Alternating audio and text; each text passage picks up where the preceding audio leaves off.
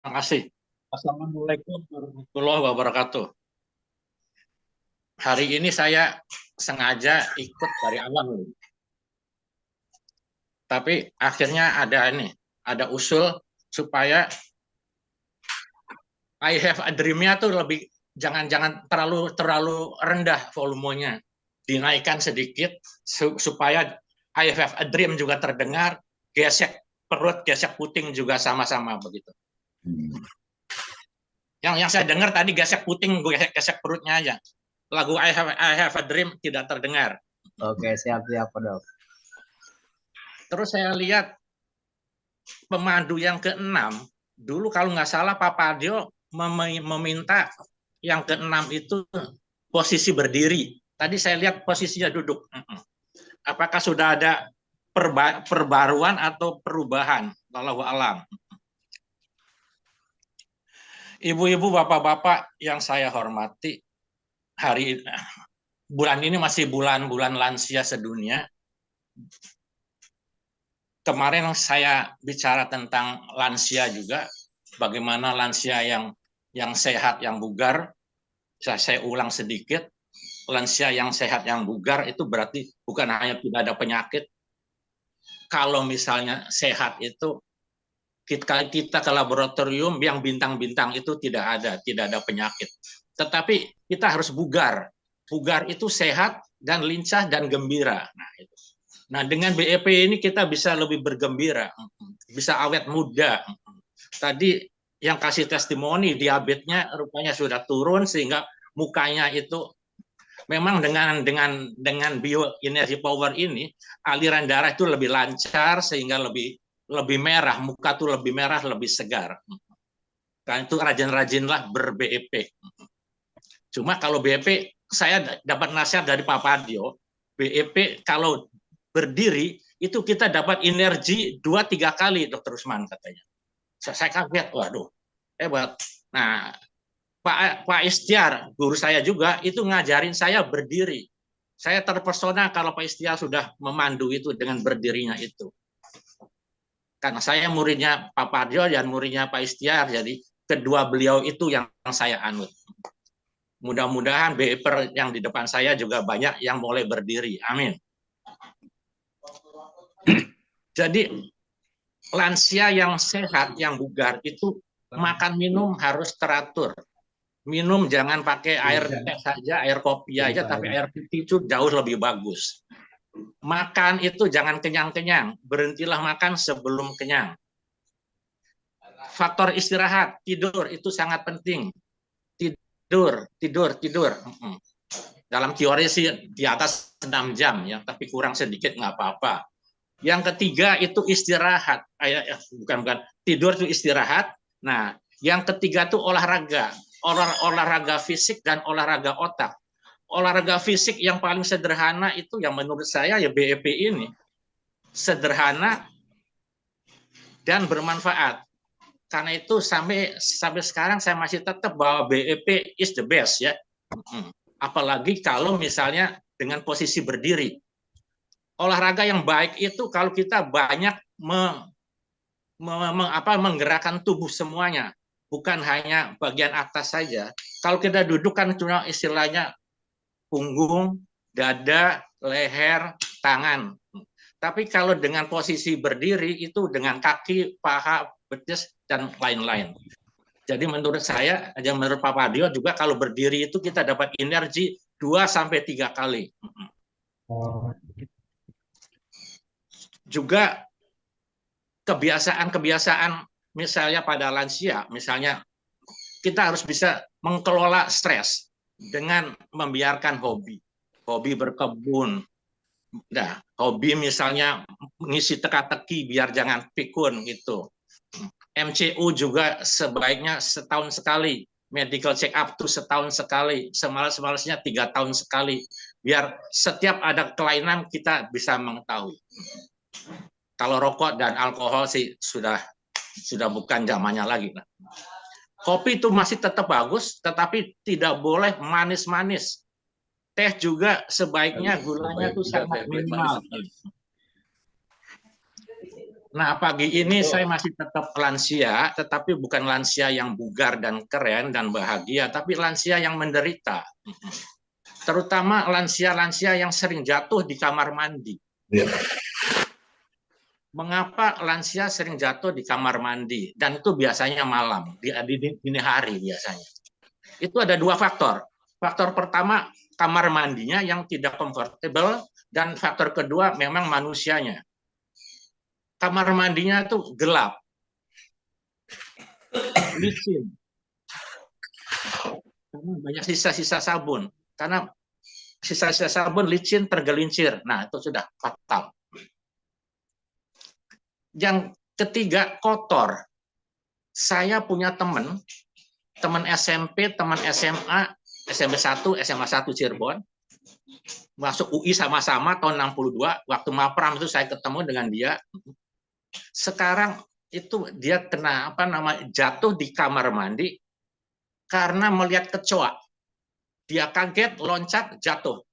Patah tulang paha bagian atasnya itu patah sampai operasi besar itu. Ada teman juga di kamar mandi juga karena licin jatuh, kepalanya kena kamar mandi, kebetulan kamar mandinya bukan dari plastik tapi dari tembok, akhirnya perdarahan otak, dioperasi gagal dan meninggal.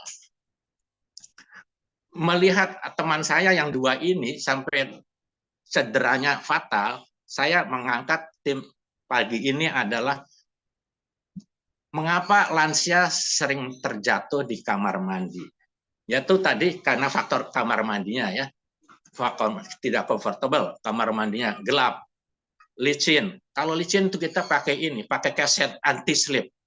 Kaset anti slip itu ada yang dua macam. Saya pernah pakai itu dari plastik dan dari karet.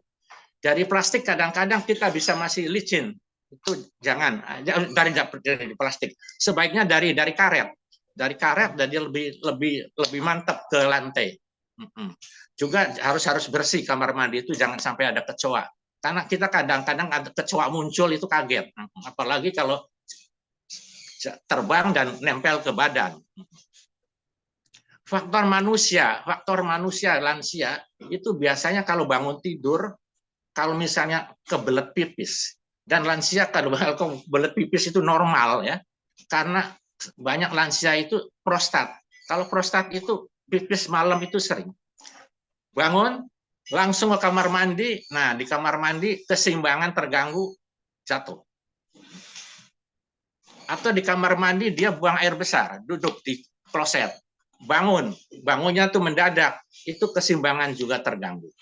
Jadi misalnya kalau habis bangun tidur, mau pipis, pelan-pelan.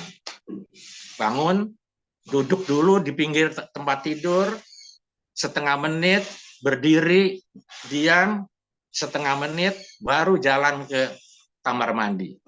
Jangan begitu langsung bangun, langsung ke kamar mandi. Nanti di kamar mandi keseimbangan terganggu. Terus dari kloset, berdiri juga keseimbangan terganggu. Apalagi kalau kita penderita darah tinggi. Kalau dini hari itu hormon kortisol itu biasanya naik. Hormon kortisol naik, tensi naik. Jadi pada penderita darah tinggi jam 3, jam setengah 4, itu jam 4 itu kortisol naik sehingga tensi naik. Kalau tensi naik itu keseimbangan juga terganggu. Nah, datang di kamar mandi keseimbangan terganggu, jatuh. Apalagi kamar mandinya pakai tembok. Sebaiknya kamar mandi baknya itu pakai plastik. Jadi kalau kena plastik itu lebih ringan. Hal yang lain misalnya kalau kita misalnya lansia itu biasa minum obat. Walaupun BEP itu motonya tanpa obat, tapi terpaksa mungkin obatnya lebih sedikit. Setiap obat itu ada efek samping. Efek sampingnya kadang-kadang dizziness, rasa pusing. Nah, obat-obat yang merasa pusing ini, misalnya obat prostat, itu Harnal. Harnal itu kalau saya minum Harnal itu suka pusing. Jadi dosisnya saya turunkan. Dosis turun, prostatnya tidak bagus, jadi naik lagi satu lagi. Tapi ya itu harus pelan-pelan itu. Jadi efek samping obat itu hati-hati. Jangan sampai begitu datang di kamar mandi, keseimbangan terganggu. Dan yang paling penting itu karena kaki lemah. Keseimbangan terganggu, kaki lemah. Jadi bisa jatuh. Nah, untuk menghindari kaki lemah, di kamar mandi kalau kita mandi sebaiknya pakai kursi atau pakai dingklik. Kita nggak perlu malu-malu pakai dingklik. Dingklik yang kita pakai ini, yang seperti saya, yang bapak-bapak, ibu-ibu ikut BEP itu. Nah, mandi pakai dingklik. Juga kalau waktu di kamar mandi itu, buka celana dan pasang celana harus duduk. Atau minimal bersandar di tembok. Bersandar di tembok. Mengenai kaki yang lemah itu karena kita sudah lansia, jadi biasanya otot-otot kaki, sendi-sendi kaki itu lemah. Otot paha, otot bicep, quadricep, otot betis, otot kaki juga lemah. Juga persendian juga. Nah, supaya kaki itu menjadi kuat, nah kita harus banyak latihan untuk kesehatan kaki. Banyak bergerak kaki ini, jangan hanya bagian atas saja. Karena itu BEP yang berdiri dan dinamis itu sangat penting. Jadi di kaki ada sendi panggul, sendi lutut, sendi kaki. Nah, itu harus kuat. Nah, itu harus latihan. Yaitu dengan bioenergy power, posisi berdiri dan dinamis. Jangan hanya duduk. Kalau kita latihan sendiri itu, saya sudah mengajari bagaimana supaya BEPer itu bisa berdiri. Minimal kita deketin tembok. Jadi karena kita enakan bersandar ke tembok mula-mula itu. Jadi persendian ini sangat penting. Nomor 2, jangan tergesa-gesa dari tidur sampai ke kamar mandi. Efek samping obat harus hati-hati. Dan kesehatan, adanya postural hipotensi. Jadi postural hipotensi itu kalau kita duduk di toilet, berdiri, nah tekanan darah menurun. Sehingga keseimbangan terganggu. Dan untuk penderita darah tinggi, lebih hati-hati lagi, karena dini hari hormon kortisol naik, tensi naik, keseimbangan terganggu, bisa jatuh. Jadi banyak sekali lansia yang jatuh di kamar mandi.